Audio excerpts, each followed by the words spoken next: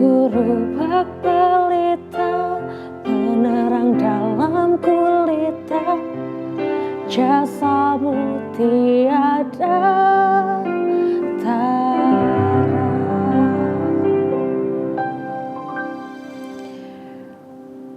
Pernahkah kita merasa lelah, terjebak, takut dianggap tidak loyal, takut dianggap tidak profesional, takut untuk bersuara, takut untuk menyampaikan apa yang ada di isi hati.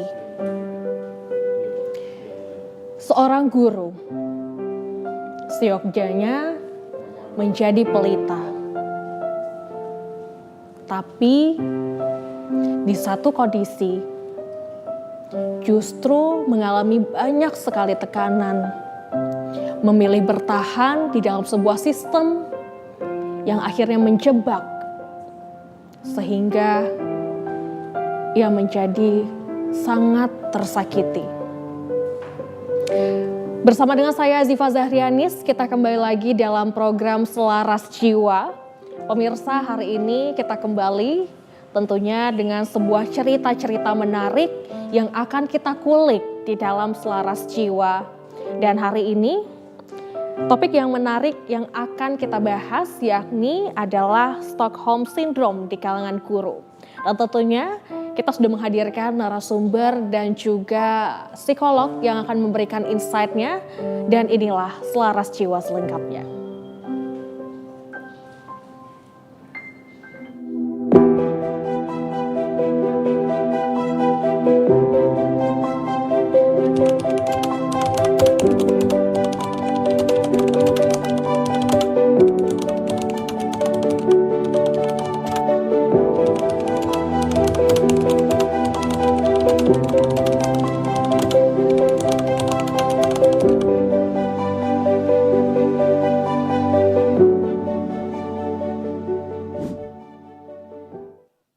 Seringkali yang terlihat kuat justru yang paling tersakiti. Dan hari ini pemirsa, kita akan mendengarkan sosok guru yang tentunya menjadi sumber ilmu, sumber kita untuk banyak belajar. Tapi dalam satu kondisi, hal-hal yang terjadi mungkin tidak sesuai dengan ekspektasi. Dan seperti yang sudah saya sampaikan bahwa hari ini kita sudah mengundang narasumber yang akan berbagi cerita. Dan hari ini sudah bersama dengan kita pemirsa hadir Kak Jelita, seorang guru yang akan berbagi kisah dengan kita. Dan saya ingin menyapa, halo, apa kabar Kak Jelita? Baik ya, senang sekali bisa bertemu dengan Kak Jelita di sini. Dan tentunya kita ingin sama-sama untuk berbagi cerita, berbagi pengalaman dari seorang guru yakni Kak Jelita yang hadir pada hari ini.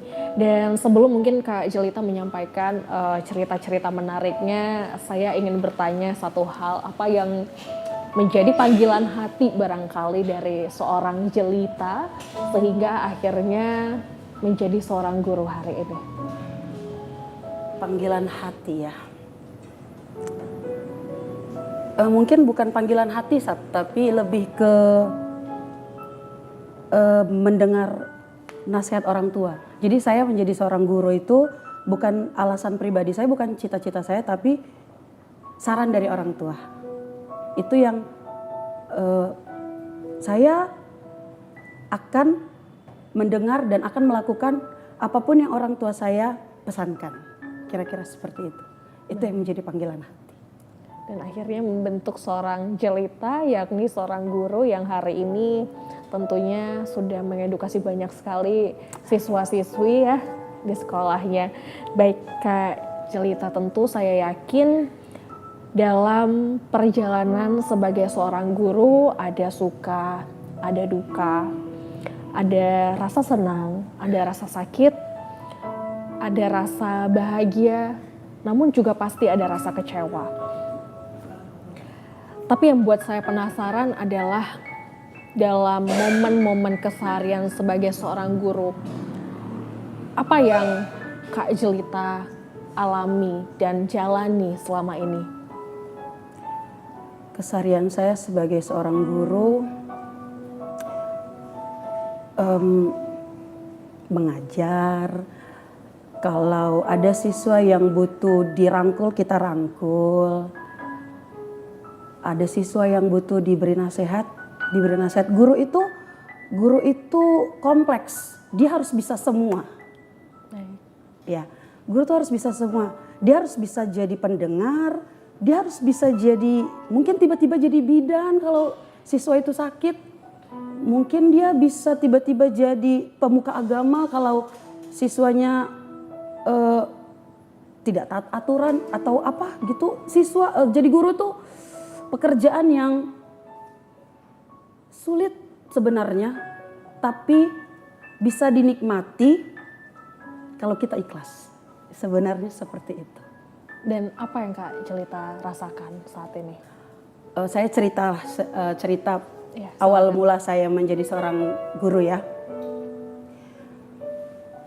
Sekitar 8 tahun kurang lebih saya sudah menjadi seorang guru.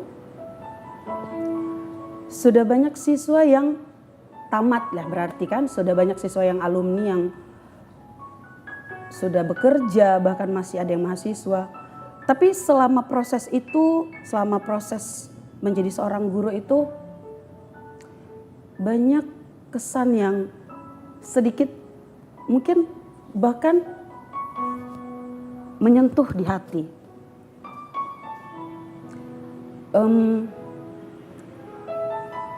Yang paling terkesan adalah saat kita ingin melaksanakan tugas namun tidak ada dukungan. Contohnya seperti ini, saya mengajar di salah satu sekolah dengan ekonomi menengah ke bawah. Ya. Masalah ekonomi ini kan kompleks. Betul. Di sekolah swasta itu ada yang namanya iuran. Sebagai wali kelas, kita dapat beban pekerjaan untuk terus mengingatkan, namun kita malah dikucilkan sama orang tua dengan bahasa, ibu nggak sabar, kalau ada uangnya pasti dibayar. Kita sebagai guru, apa kelanjutannya? Sementara kita harus melaporkan kepada atasan apa yang sudah kita kerjakan gitu kan. Ya. Tapi bahkan ada juga yang mengharapkan dana bantuan. Ibu mohon ini SPP anaknya seperti itu. Terus bantuan belum keluar ya, bantuan belum cair ya. Jadi masalah ekonomi keluarga ini sebenarnya masalah yang cukup kompleks, tapi tidak perlu anak jadi korban. Tapi di sini bukan hanya anak yang korban, tapi guru itu sendiri jadi korban. Karena kita nggak tahu mau ngomong apa ke atasan, mau jawab apa ke atasan. Karena jawaban seperti itu tidak mungkin kita pulangkan kepada atasan kita. Lalu juga saya pernah mengalami sedikit perundungan, saya bilang. Saya mengajar di tingkat sekolah menengah pertama. Iya. Saya sadar kalau itu adalah peralihan usia. Namun yang menjadi masalahnya, ini di jam mungkin sudah lelah si anak tadi. Jadi saya memberi materi, namun dia lelah tertidur. Pada saat saya tegur, dia tidak terima. Lalu mau hampir apa sih Bu? Mungkin tujuannya hanya seperti itu, tapi kita sebagai gurunya tadi, kok sampai harus begitu tindakannya? Tujuannya hanya untuk nak bangun, kalau memang kamu ngantuk keluar aja dulu, nggak apa-apa. rehatkan sebentar lelahmu, nanti masuk lagi. Hanya mau menyampaikan itu, dia langsung ambil tindakan. Mungkin Refleks ya. iya refleks, tapi kita langsung ya kecil hati pasti. Juga hal-hal yang seperti itu cukup menjadi beban sih, beban diri. Baik, dengan apa yang tadi Kak Jelita sampaikan, ceritakan kepada kita semua yang tadi sudah mendengar, tentu ini bukan hal yang mudah ya.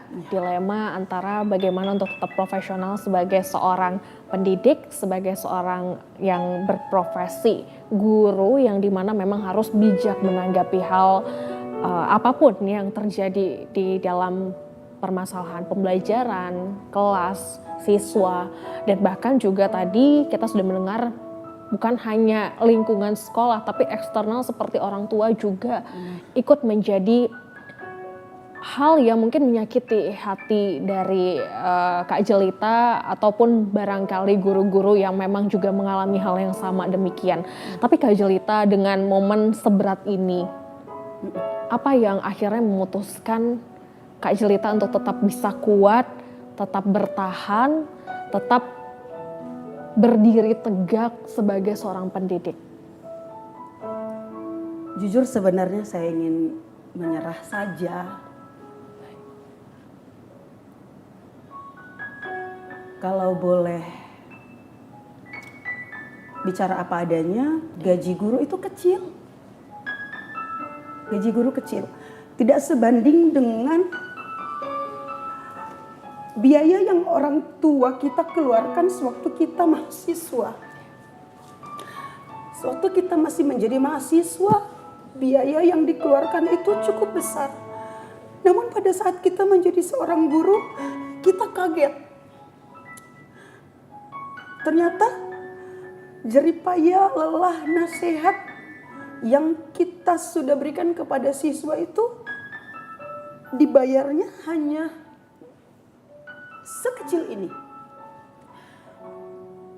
Rasa ingin menyerah sering sekali terbersit. Tapi harapan orang tua saya tadi, dia kepengen anaknya harus ada yang menjadi seorang pendidik.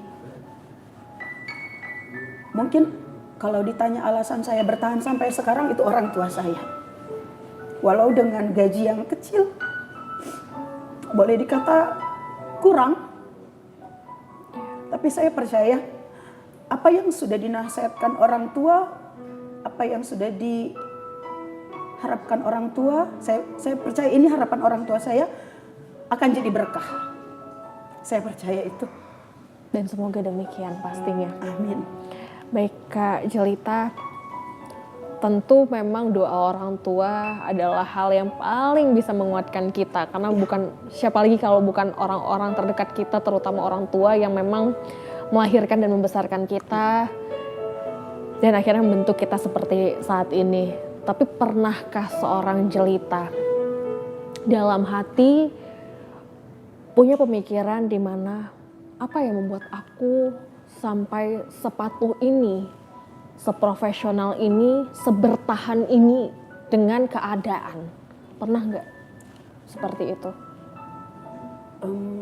Mungkin karena sudah menjadi kebiasaan kali ya, kalau boleh dikatakan. Saya menjadi guru dari tahun 2017, sudah cukup lama. Hari-hari saya jalani, bahkan seperti yang saya ceritakan tadi, walau dengan gaji yang seperti itu, tetap bertahan. Jadi mungkin menurut saya, kecintaan saya tadi lahir. Jadi karena kecintaan tadi itu, dengan segala sistem yang tidak masuk di akal, ya bertahan. Kecintaan terhadap profesi, mungkin ya. Saya juga tidak bisa menafsirkannya. Baik, di saat tertekan seperti ini, tapi tetap diam, tetap bertahan. Dan apa sebenarnya yang dirasakan di dalam hati Kak Jelita. Tapi kita akan tahan dulu pemirsa, kita akan dengarkan apa yang menjadi keluh kesah dari seorang Jelita. Sesaat lagi tetap bersama kami dalam Selaras Jiwa.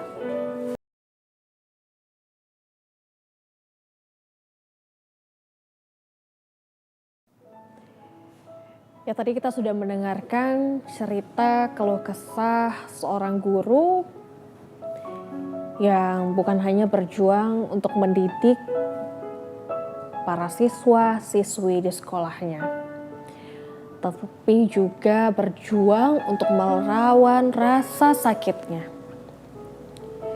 Dan kita akan kembali untuk bertanya ke Kak Jelita. Tentu di dalam perasaan seseorang, kecewa itu pasti dan boleh.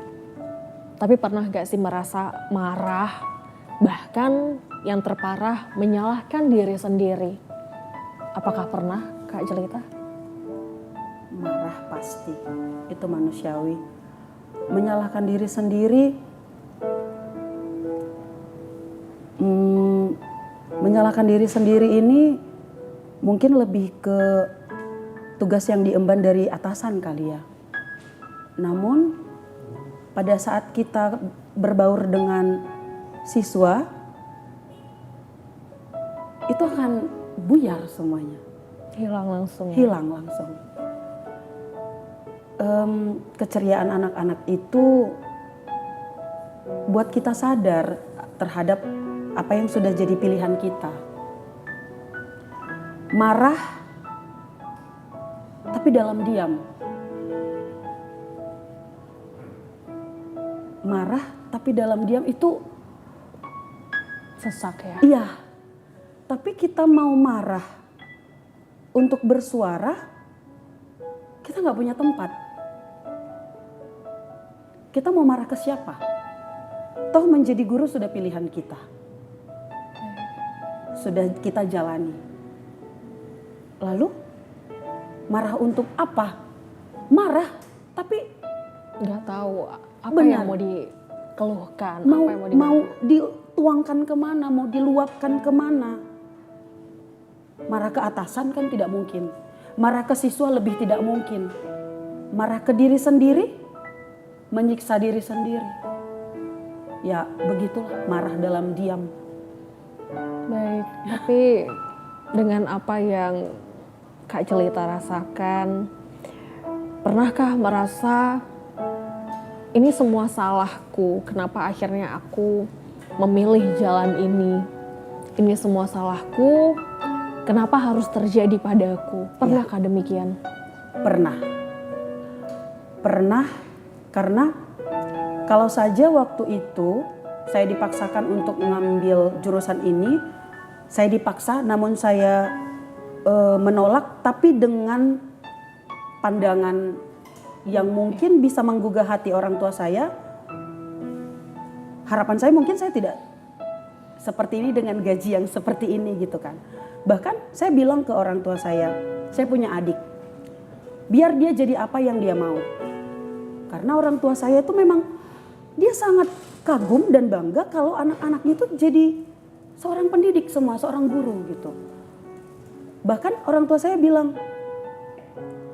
yang bikin kau sarjana tuh gaji guru. Tidak bisa dipungkiri. Namun, kalau kita kembali lagi ke masa itu, saya pengen bilang, biar aku dengan pilihanku. Aku akan tunjukkan, aku bisa lebih dari hari ini. Kira-kira seperti itu. Baik.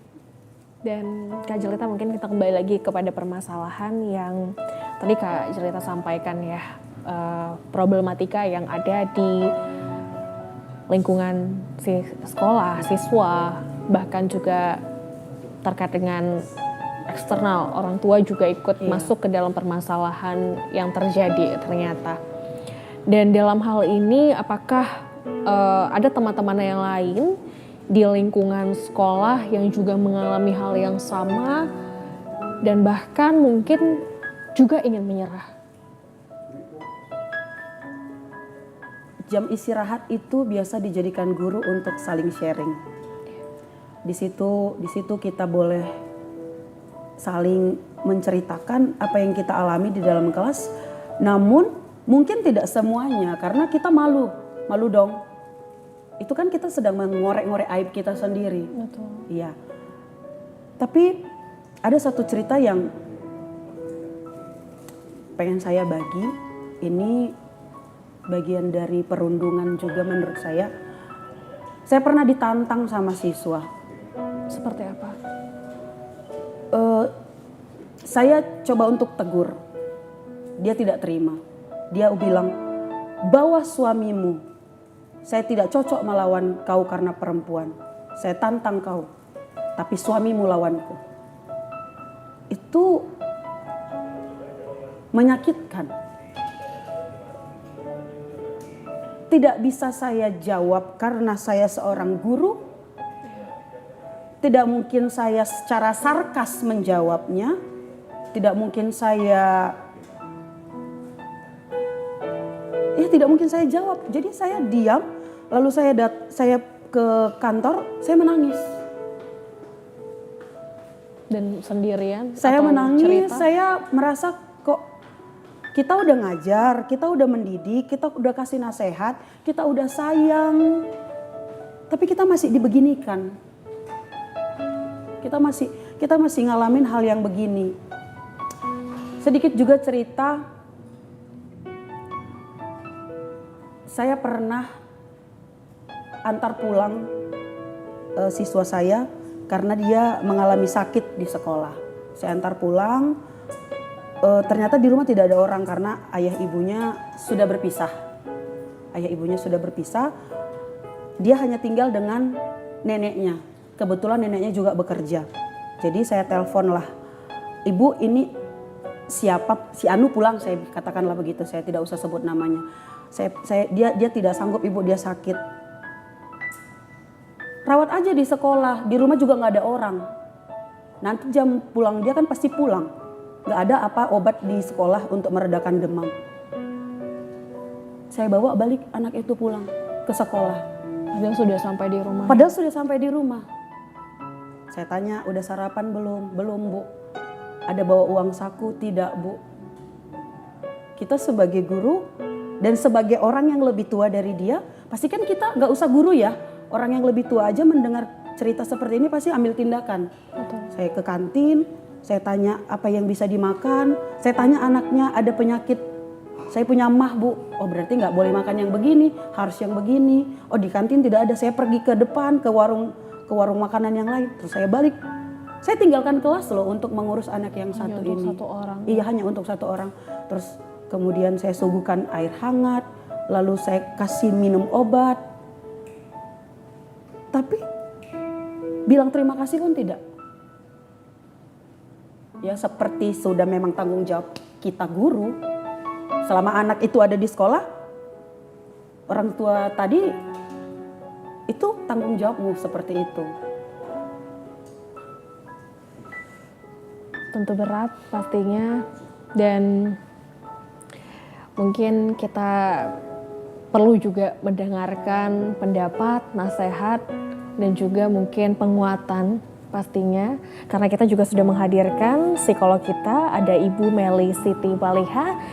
Dan tentunya Ibu Meli akan memberikan banyak sekali pembelajaran yang mungkin bisa menjadi pembelajaran. Apa kabar Ibu? Baik. Sehat Sisi ya, apa silakan kabar? Ibu. Sehat. Ibu Jelita ya. Iya, betul. Baik, di sini sudah hadir Ibu Siti Meli Maliha yang pastinya kita sudah menantikan kehadiran Ibu karena tentu dengan keadaan yang seperti ini kita butuh penguatan. Kak Jelita butuh penguatan yang begitu besar terhadap permasalahannya. Mungkin tadi Ibu sudah mendengarkan sedikit cerita dari Kak Jelita yang memang saat ini berprofesi sebagai seorang guru. Ya, dengan hal ini banyak sekali yang terjadi, baik itu pengalaman yang menyakiti dari lingkungan internal sekolah, baik itu siswa, mungkin tekanan dari atasan, Iya. dan bahkan eksternal dari keluarga ataupun orang tua dari siswa. Tapi dengan apa yang tadi Kak Jelita sampaikan, Bu Meli, dari sisi psikologis, apakah hal ini bisa dikategorikan dengan sindrom, mohon maaf, Stockholm Syndrome ini sendiri? Oke, baik. Seperti apa? Ibu Jelita dan Kakak Zizi, sebelum kita membahas tentang apa yang Kak Zizi tadi sampaikan, apakah ini kategorinya sebagai Stockholm Syndrome? Saya mungkin mau mengapresiasi dulu ya Bu ya, profesi Ibu sebagai guru yang kita tahu semua sangat mulia, di mana bukan hanya sekedar memberikan pelajaran kepada anak-anak, tapi juga memberikan pendidikan ya. Pengajaran itu sifatnya mungkin hanya akademik ya, tapi kalau pendidikan itu bukan sekedar akademik, tapi juga turut bersama-sama mengembangkan, memberikan pendidikan moral ya, perilaku, sehingga anak itu bisa tumbuh selayaknya anak yang kita cita-citakan begitu ya, menjadi tumpuan harapan bangsa. Nah, dari cerita-cerita Bu Jelita tadi, di mana profesi sebagai guru dan kemudian mendapatkan tekanan, bahkan kekerasan tadi ya, saya lihat ya, saya dengar ya, kekerasan dari orang tua murid atau bahkan dari murid itu sendiri. Nah, ini mengacu kepada memang seperti yang Kakak Zizi sampaikan, ini Stockholm Syndrome. Apa ciri-cirinya kalau sudah mengarah ke sana itu? Nah, ciri-ciri dari Stockholm Syndrome adalah ada perasaan keterikatan emosional antara pelaku dengan korban. Sebenarnya kan yang jadi korban dalam hal ini guru ya Bu ya. Yang pelakunya itu orang tua atau siswa atau murid. Tetapi kenapa malah ibu yang rasanya ngerasa bersalah begitu ya. Yang rasanya kok saya kasihan ya dengan siswa atau orang tua tersebut, karena mereka juga mungkin kehidupannya berkekurangan ya. Nah, inilah di sini sebenarnya memang kita sebagai guru tuh dilema ya. Nah, sebelum mungkin jelasin Stockholm Syndrome, saya mau sampaikan apa itu Stockholm Syndrome, Mbak Zizi. Stockholm Syndrome itu sebenarnya istilah ya, istilah untuk seseorang yang merasa kasihan atau berempati dengan seorang pelaku suatu kejahatan atau suatu hal yang tidak menyenangkan buat dirinya. Nah, ini kalau dari sejarahnya memang diambil dari kejadian penculikan terhadap para bankir di Stockholm ya, di kota Stockholm. Itu tahun 73, di mana korban yang diculik akhirnya merasa kasihan, empati, dan merasa bahkan pro kepada si penculik gitu ya. Ini awal ceritanya tuh seperti itu, sehingga setiap kita merasa toleran, empati, kasihan, ada keterikatan emosional terhadap seseorang yang menyakiti kita, itu bisa dikategorikan sebagai Stockholm Syndrome begitu ya. Nah, mungkin itu untuk penjelasan apakah ini kategori Stockholm Syndrome, ya ini bisa masuk ke sana. Ya. Baik, barangkali ini dari penjelasan Bu Meli sendiri, ini bahkan bukan hanya terjadi pada yang kasus seperti Kak Jelita ya, tapi mungkin di sekitar kita seperti mungkin ada orang-orang yang menyakiti kita, atau mungkin ada lingkungan toksik juga ikut menjadi bagian dari Stockholm Syndrome ini sendiri ya Bu? Iya betul. Jadi ini sebenarnya bukan hanya untuk kalangan pendidik ya, tapi istilah ini digunakan ketika sebenarnya seorang korban itu merasa justru bersalah dan malah seolah-olah merasa mendukung dari apa yang dilakukan oleh pelaku terhadap dirinya atau terhadap situasinya. Jadi kenapa sih siswa itu bisa berkata-kata kasar? Oh, mungkin karena orang tuanya kurang perhatian. Oh, padahal sebenarnya guru itu pun perlu dikuatkan secara emosional bahwa saya terzolimi, saya tersakiti. Nah, kadang-kadang itu luput. Ya, padahal sebetulnya kunci dari kita mengobati suatu luka, kan tentu luka itu ya, itu sebetulnya kan kesadaran bahwa saya patut untuk diberikan penguatan atau saya patut untuk diobati, ya. Ada trauma healing yang harus sebetulnya disembuhkan di situ, ya, diatasi. Jadi nah itu kadang-kadang belum sampai sentuh ke sana, masalah itu masih di kita gitu, masih di internal kita sendiri, kita tidak mampu mengatasinya. Jadi aspek atau sesuatu yang kita inginkan sebetulnya penyembuhan, tapi kita sendiri tidak mampu mempunyai kesadaran bahwa saya wajib dibantu loh, saya perlu didukung. Nah itu kayaknya yang mungkin perlu kita gaungkan kembali. Tidak masalah untuk menyampaikan kepada lingkungan kita bahwa sepertinya saya butuh bantuan mengatasi perilaku dalam kasus Bu Jelita ya, siswa dan orang tua begitu. Baik, barangkali Bu Meli, apa yang bisa menjadi tanda-tanda barangkali kita mungkin tidak sadar bahwa kita menjadi korban dari Stockholm Syndrome ini sendiri? Apa yang barangkali mungkin bisa menyadarkan kita, ini loh ada tanda-tandanya loh di diri kita, seperti apa Bu? Ya, yang pertama tadi ya, tanda kita merasa kasihan, merasa berempati ya, lalu kemudian merasa bahwa mungkin saya pantas diperlakukan seperti itu karena kondisi tertentu dari si pelaku ya. Lalu perasaan memaklumi gitu ya, itu juga bisa menjadi hal yang perlu kita awasi ya. Nah, gangguan-gangguan yang muncul itu selain rasa bersalah juga adanya kecemasan ya, kecemasan untuk tindakan-tindakan kita selanjutnya. Contohnya misalnya kalau saya lakukan ini nanti apa ya kata orang lain gitu ya. Lalu kemudian ada bentuk misalnya kita gangguan tidur ya, karena bagaimanapun itu menyakiti ya, sesuatu yang menyakiti diri kita pasti kita mungkin akan lebih memikirkannya, gangguan konsentrasi ya, gejala-gejala itu muncul. Jadi sama sebenarnya gejala ini dengan gejala yang terjadi pada kondisi trauma gitu. Baik, mungkin Kak Julita sendiri apakah mengalami hal-hal demikian barangkali mungkin di rumah atau mungkin dengan interaksi dengan keluarga, orang-orang terdekat, apakah mungkin mengalami hal yang seperti yang dijelaskan oleh Bu Meli tadi? Yang apa tadi Ibu bilang memaklumkan? Iya, memaklumi. Iya, memaklumi. Mungkin lebih ke situ ya. Iya. Jadi ternyata saya baru sadar selama ini saya sering melakukan itu. Iya, betul. Ya udahlah, ya nggak apa-apa lah. Ternyata korban ya Bu, seperti itu. Iya, iya. Dan kalau itu dibiarkan terus-menerus bertumpuk di dalam diri kita, pasti akan menimbulkan masalah yang baru seperti tidak percaya diri, tidak bersemangat, kurang motivasi. Ya, padahal kan tugas kita sebagai guru itu juga bagian dari tugas profesional, ya, di mana kita mencari mata pencaharian di situ, lalu kemudian kita juga mengembangkan diri, mengeksplorasi kemampuan gitu, dan itu kan harusnya dalam kondisi yang terus stabil ya, atau terus dalam kondisi yang baik motivasinya. Tapi kalau banyak ya paparan kejadian seperti itu kan mungkin kita juga akhirnya jadi rendah diri, malas, aduh gitu. Jadi menghadapi masalahnya tuh tidak dengan optimis, padahal kan masalah itu selalu ada ya.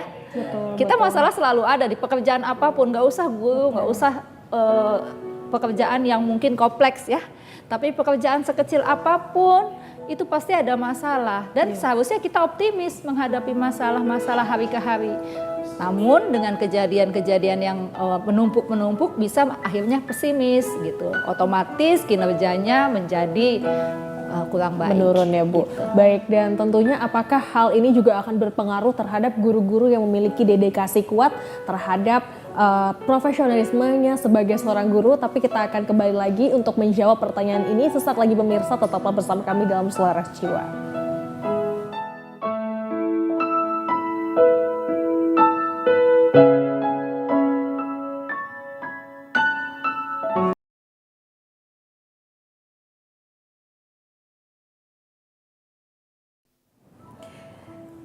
Ya tentu dalam setiap perjalanan hidup seseorang, bukan hanya seorang guru, tapi juga sebagai individu, pasti kita sering dihadapkan dengan orang-orang yang mungkin menyakiti kita dan kita merasa bersalah.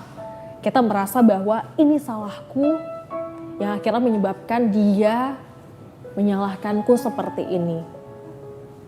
Banyak yang mungkin memaklumi, tapi ternyata ini harus kita waspadai agar kita bisa menjaga diri kita tetap menjadi seseorang yang lebih waras dan juga seorang yang pastinya lebih punya jiwa yang baik. Dan saya kembali kepada Bu Meli. Bu Meli, tadi kita sudah mendengar apa yang sudah Ibu sampaikan bahwa ternyata hal ini perlu sangat di warning sekali. Tapi bagaimana dengan orang-orang yang mungkin punya dedikasi tinggi? Yakni di sini mungkin kita berbicara terkait seorang guru ya Bu ya, di mana tingkat profesionalisme ini kan menjadi hal yang barangkali mungkin ini menjadi ikatankah yang akhirnya bisa menjadi pemicu juga yang menjadi bumerang terhadap dirinya sendiri, Bu.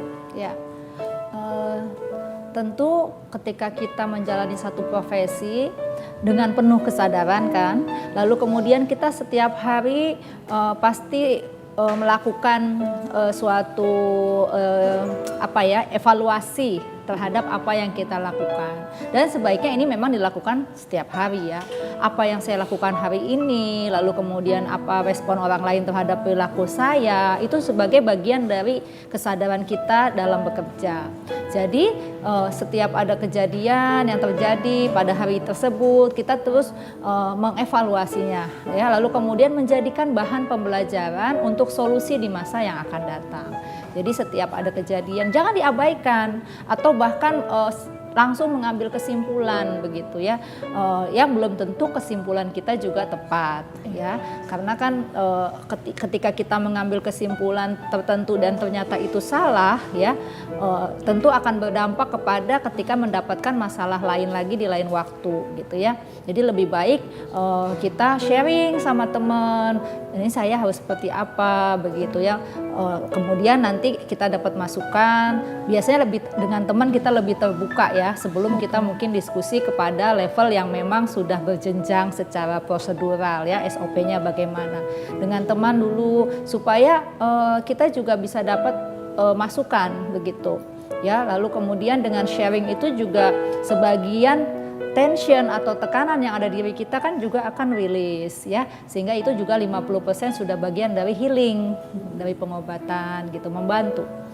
Baik, mungkin sebelum kita menggali ke Kak Jelita kembali, saya masih dengan Bu Meli. Bu Meli, tentunya banyak orang yang mungkin merasa bersalah ya, tadi seperti yang kita bicarakan ya, saat berpikir sesuatu hal yang mungkin dia merasa apakah aku harus mundur atau mungkin aku harus melawan. Ini kan juga menjadi sebuah pemikiran sederhana yang saat itu mungkin akan terfikirkan oleh seorang korban. Betul. Nah, dengan hal itu apakah itu bentuk kontrol psikologis juga kah?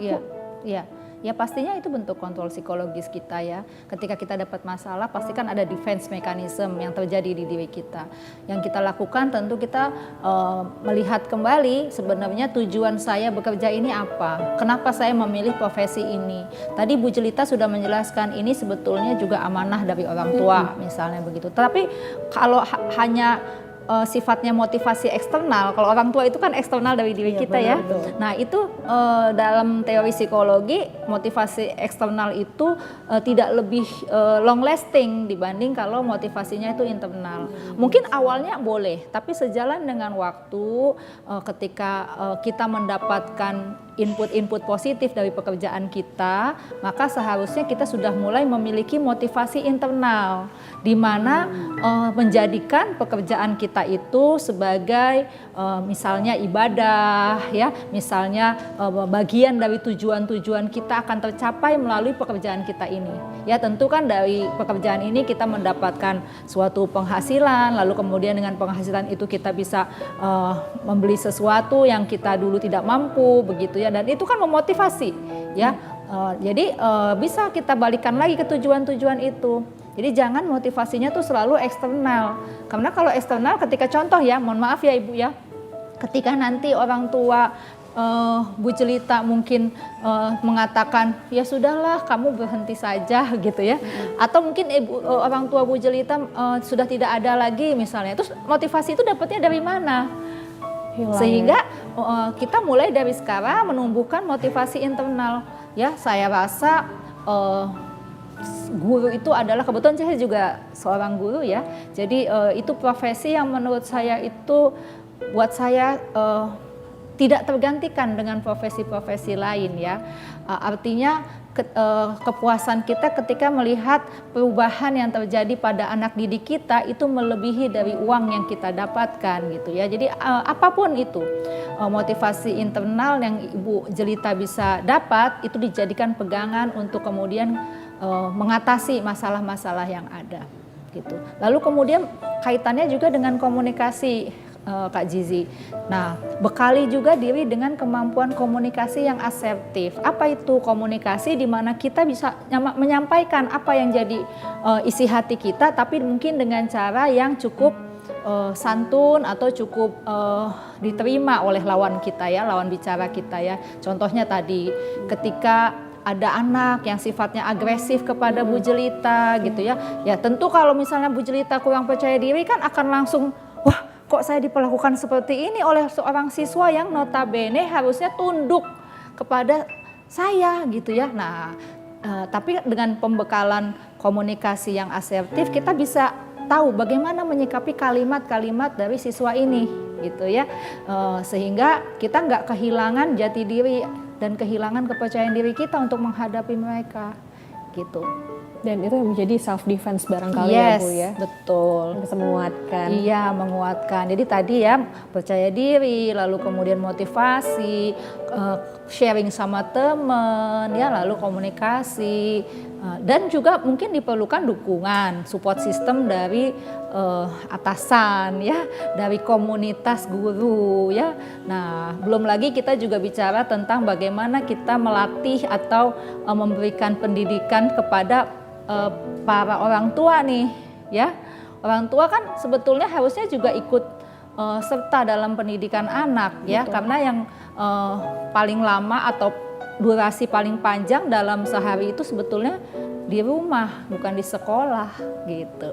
Jadi mungkin sebagian itu ya, Kak Zizi ya.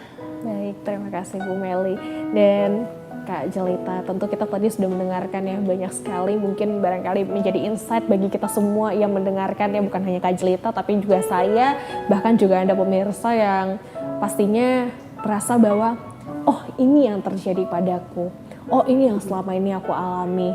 Lantas seperti apa Kak Jelita? Semua orang pasti punya titik balik, kilas balik terhadap segala permasalahan yang akhirnya memunculkan pemikiran demikian. Apa yang bisa mungkin Kak Jelita ambil saat ini? Yang tadi yang Ibu bilang motivasi internal ya. Yes. Tadi kan saya ada bilang, jadi apa yang bikin saya sampai sekarang itu bertahan? Apakah ini termasuk motivasi internal, Yeah. Ibu? Saat saya sudah lelah dengan profesi ini, saya melihat kelas, saya melihat anak-anak itu, kemudian berbaur, bercanda, tertawa. Apakah itu termasuk motivasi internal? Ya, itu motivasi internal Ibu. Nah, dalam buku The Secret ya, kita pernah baca, saya pernah sharing, ada namanya Law of Attraction, hukum tarik menarik. Jadi kalau Ibu berpikiran positif terhadap semesta ini, ya termasuk tadi kan Ibu melihat kelas, terus anak-anak tertawa ceria, wah sepertinya itu menyenangkan kan buat Ibu. Itu akan menjadi magnet. Menjadi magnet menarik hal-hal yang positif dalam pikiran Ibu, lalu kemudian tumbuh ke perilaku Ibu juga. Sehingga Ibu lebih percaya diri ketika suatu saat mendapati perlakuan yang tidak menyenangkan dari siswa maupun dari orang tua. Karena bagaimanapun orang tua dan siswa juga seseorang yang sedang berproses ya Bu ya.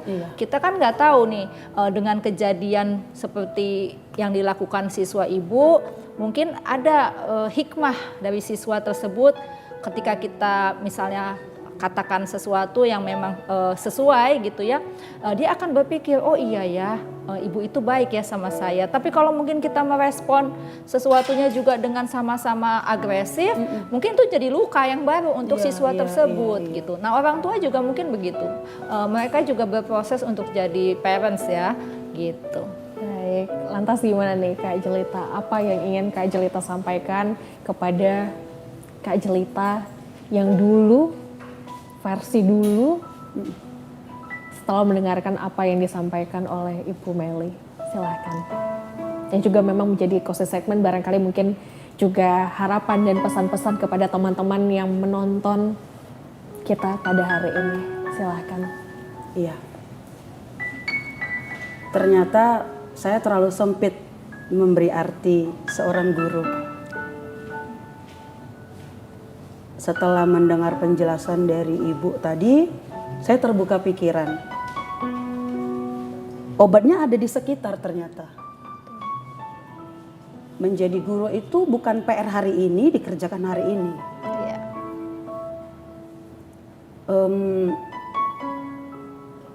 Gambaran yang tadi Ibu sampaikan benar-benar membuka pemikiran saya. Pilihan yang sudah saya ambil ini ternyata selama ini saya menyalahkan itu bahwa ini adalah suruhan atau masukan orang tua saya. Ternyata saya salah. Saya tidak boleh menjadikan itu sebagai alasan untuk saya menyerah. Ya Bu ya. Iya, betul sekali Bu Jelita. Iya, jadi sekarang saya sudah menemukan, dalam arti saat saya mungkin lelah dalam arti bukan lelah jasmani, Iya. tapi lebih ke lelahnya mental kali ya Bu. Betul, betul. Kita juga sendiri yang bisa sembuhkan ya. Iya. Kita tidak perlu cari pembenaran diri. Ya, begitu ya Bu. Ya, jadi kita tidak perlu merasa bahwa ini suatu hal yang harusnya saya terima, suatu wajar atau seperti apa. Menyalahkan diri sendiri. Yang berlebihan itu juga tidak perlu ya. Iya. Tapi menyadari bahwa wah ternyata saya juga lemah ya, ternyata saya juga bisa sakit hati dengan perkataan siswa atau orang tua ya, itu manusiawi ya. Jadi